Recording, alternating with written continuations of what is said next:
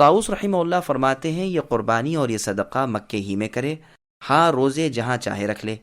ایک اور روایت میں ہے ابو اسما جو ابن جعفر رحمہ اللہ کے مولا ہیں فرماتے ہیں کہ عثمان بن عفان رضی اللہ عنہ حج کو نکلے، آپ کے ساتھ علی اور حسین رضی اللہ عنہما بھی تھے، میں ابن جعفر کے ساتھ تھا۔ ہم نے دیکھا کہ ایک شخص سویا ہوا ہے اور اس کی اونٹنی اس کے سرہانے بندھی ہوئی ہے، میں نے اسے جگایا، دیکھا تو وہ حسین رضی اللہ عنہ تھے۔ ابن جعفر انہیں دیکھ کر چلے یہاں تک کہ ہم سقیہ میں پہنچے، وہاں 20 دن تک ہم ان کی تیمہ داری میں رہے۔ ایک مرتبہ علی رضی اللہ عنہ نے پوچھا کیا حال ہے؟ حسین رضی اللہ عنہ نے اپنے سر کی طرف اشارہ کیا، آپ نے حکم دیا کہ سر کے بال منڈوا لو، پھر اونٹ منگوا کر ذبح کر دیا، تو اگر اس اونٹ کا قربان کرنا احرام سے حلال ہونے کے لیے تھا تو خیر، اور اگر فدیے کے لیے تھا تو ظاہر ہے کہ مکے کے باہر یہ قربانی ہوئی۔ حج تمتع کے احکام۔ پھر آگے ارشاد ہوتا ہے کہ حج تمتع کرنے والا شخص بھی قربانی کرے، خواہ حج و عمرے کا ایک ساتھ احرام باندھا ہو یا پہلے عمرے کا احرام باندھا ہو اور اس سے فارغ ہو کر حج کا احرام باندھ لیا ہو۔ اصل تمتع یہی ہے اور فقہاء کی کلام میں مشہور بھی یہی ہے، اور عام تمتع ان دونوں قسموں کو شامل ہے، جیسے کہ اس پر صحیح احادیث دلالت کرتی ہیں۔ بعض راوی تو کہتے ہیں کہ نبی نے خود حج تمتع کیا تھا، بعض کہتے ہیں کہ آپ نے حج قران کیا، اور یہ بات تمام راوی کہتے ہیں کہ قربانی کے جانور آپ کے ساتھ تھے۔ بس اس آیت میں یہ حکم ہے کہ تمتع کرنے والا جس قربانی پر قادر ہو وہ کر ڈالے، جس کا ادنا درجہ ایک بکری کو قربان کرنا ہے۔ گو گائے کی قربانی بھی کر سکتا ہے، چنانچہ رسول اللہ نے اپنی بیویوں کی طرف سے گائے کی قربانی کی تھی جو سب کی سب تمتع والی تھیں۔ یہ روایت ابو داؤد کی ہے۔ اس سے ثابت ہوا کہ تمتع بھی مشروع ہے۔ عمران بن حسین رضی اللہ عنہ فرماتے ہیں کہ تمتع کی آیت پھر قرآن میں نازل ہو چکی ہے، اور ہم نے خود رسول اللہ کے ساتھ تمتع کیا، پھر نہ تو قرآن میں اس کی ممانعت نازل ہوئی نہ رسول اللہ نے اس سے روکا، لیکن لوگوں نے اپنی رائے سے اسے ممنوع قرار دیا۔ امام بخاری رحمہ اللہ فرماتے ہیں اس سے مراد غالباً عمر رضی اللہ عنہ ہے۔ امام المحدثین کی یہ بات بالکل صحیح ہے۔ عمر رضی اللہ عنہ سے منقول ہے کہ وہ لوگوں کو اس سے روکتے تھے، یعنی حج تمتع سے، اور فرماتے تھے کہ اگر ہم کتاب اللہ کو لیں تو اس میں بھی حج و عمرے کے پورا کرنے کا حکم موجود ہے، کیونکہ اللہ نے فرمایا وَأَتِمُّوا الْحَجَّ وَالْعُمْرَةَ لِلَّهِ۔ لیکن یاد رہے کہ یہ ممانعت عمر رضی اللہ عنہ کی بطور حرام کہنے کی نہ تھی، بلکہ اس لیے تھی کہ لوگ بکثرت بیت اللہ کا قصد حج و عمرے کے ارادے سے کریں، جیسے کہ رسول اللہ سے صراحتاً مروی ہے۔ پھر آگے اللہ فرماتے ہیں جو شخص قربانی نہ پائے 3 روزے حج میں رکھ لے اور 7 روزے اس وقت رکھ لے جب حج سے لوٹے، یہ پورے 10 روزے ہو جائیں گے۔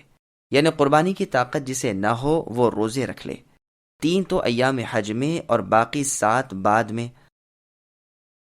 علماء کا فرمان ہے کہ اولا یہ ہے، یعنی زیادہ بہتر اور مناسب، کہ یہ روزے عرفے سے پہلے ذی الحج کے دنوں میں رکھ لے۔ عطا رحمہ اللہ کا قول یہی ہے، یا احرام باندھتے ہی رکھ لے۔ ابن عباس رضی اللہ عنہما وغیرہ کا قول یہی ہے کہ کیونکہ فی الحج کا لفظ ہے اس لیے۔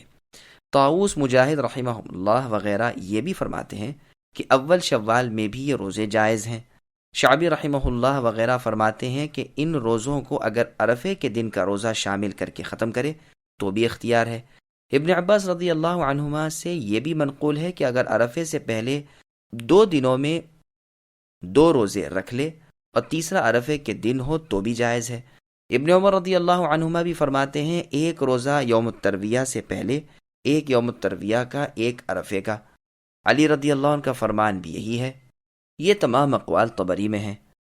اگر کسی شخص سے یہ تینوں روزے یا 1-2 چھوٹ گئے ہوں اور ایام تشریق یعنی بقرعید کے بعد کے 3 دن آ جائیں تو عائشہ رضی اللہ عنہا اور ابن عمر رضی اللہ عنہما کا فرمان ہے کہ وہ ان دنوں میں بھی یہ روزے رکھ سکتا ہے، جیسا کہ بخاری میں ہے۔ امام شافعی رحمہ اللہ کا بھی پہلا قول یہی ہے۔ علی رضی اللہ عنہ نیز اکرمہ، حسن بصری اور عروہ بن زبیر رحمہم اللہ سے بھی یہی مروی ہے، اور اس کی دلیل یہ ہے کہ فی الحج عام ہے اور ان دنوں کو بھی شامل ہے۔ امام شافعی رحمہ اللہ کا پہلا قول بھی یہی ہے کہ ان دنوں میں روزے ناجائز ہیں، کیونکہ صحیح مسلم میں حدیث ہے کہ ایام تشریق کھانے پینے اور اللہ کے ذکر کرنے کے دن ہیں، پھر 7 روزے لوٹتے وقت، اس سے مراد تو یہ ہے کہ جب لوٹ کر اپنی قیام گاہ پر پہنچ جاؤ، پس لوٹتے وقت راستے میں بھی یہ 7 روزے رکھ سکتا ہے۔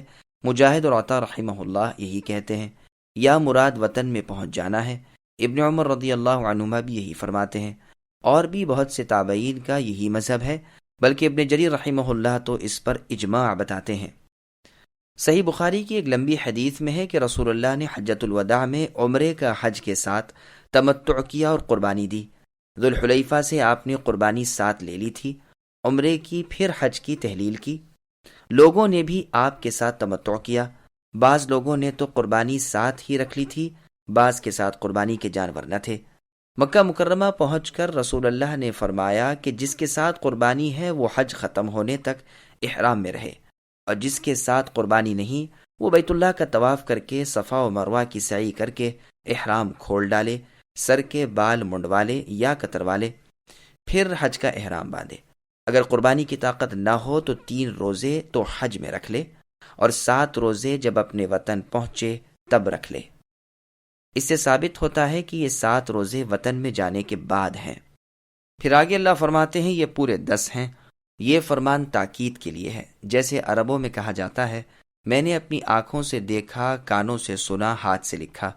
اور قرآن میں بھی ہے وَلَا طَائِرٍ يَطِيرُ بِجَنَاحَيْهِ، نہ کوئی پرند جو اپنے دونوں پروں سے اڑتا ہو۔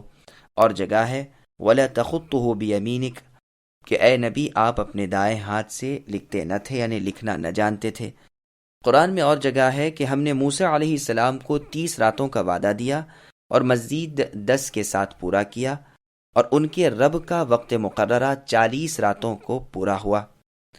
پس جیسے ان سب جگہوں میں صرف تاکید ہے، ایسے ہی یہ جملہ بھی تاکید کے لیے ہے، اور یہ بھی کہا گیا ہے کہ یہ حکم ہے تمام و کمال کرنے کا۔ کاملتن کا مطلب یہ بھی بیان کیا گیا ہے کہ یہ قربانی کے بدلے کافی ہیں۔ حج تمتع کن کے لیے ہے؟